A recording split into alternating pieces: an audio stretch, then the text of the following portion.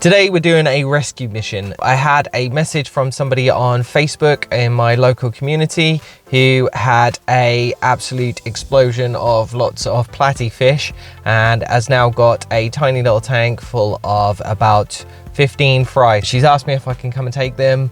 I've said yes. I've got plenty of room in my fish room, a couple of spare tanks which I have no fish in, so I thought I'd take them, raise them, and hopefully sell them. I'm not sure what kind of condition they're in, but hopefully they're all okay, and we'll get them out and into the fish room as quickly as we can. All right, guys, so after a good half an hour of catching fish in a net, tiny little fries, it was an absolute nightmare. I managed to pull out the best part of about 25 platy fish. They are sunset platies from what I can work out. Really nice. They all look in good condition. I did notice there was only one that was dead. Hopefully we haven't lost any more on the way. I'm keen to get them in the tanks as quickly as possible. The lady was really nice, very distressed. It was that typical thing that she told me. She went to a local fish shop. It was one of the big chain shops, bought a fish and never was warned about the fact that they are live bearers and can breed like crazy. As we all know, they will breed very quickly, usually once a month and usually in the boatload. So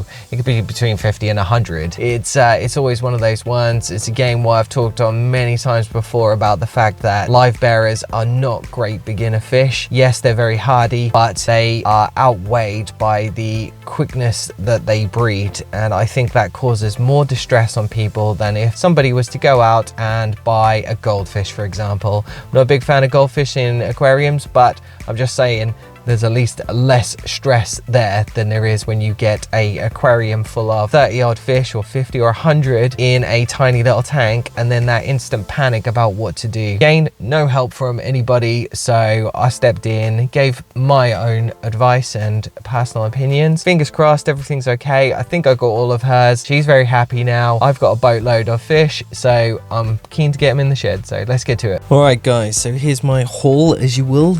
Look how many there is. It's insane.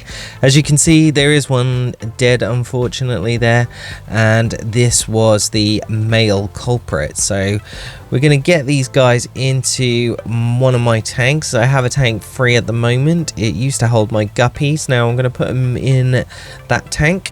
So here it is. I'm sure you've seen it 100 times before. It's this tank. It was my guppy breeding tank, which failed miserably because the guppies decided to jump out the top of the tank, which is why I've got some really ugly lid on it at the moment. Yes, I know that this tank is too small to keep these platies long term, but as they're fries, I'm going to use this as a grow out tank, and then I am going to sell them or move them to a bigger aquarium. I have one already. It just isn't set up yet. If I need to, I have it there ready. So as you can see there's quite a few, all looking good and happy. Fingers crossed everything's okay. I think they're going to be fine in there. Bearing in mind at the moment I have about 13 tanks, 11 of which are freshwater. I have plenty of places to put these fish if all fails in here. If you're enjoying what you see so far, don't forget to hit the like and subscribe button below.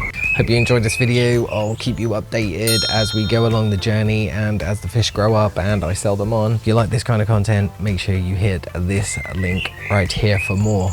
And until next time, you stay safe.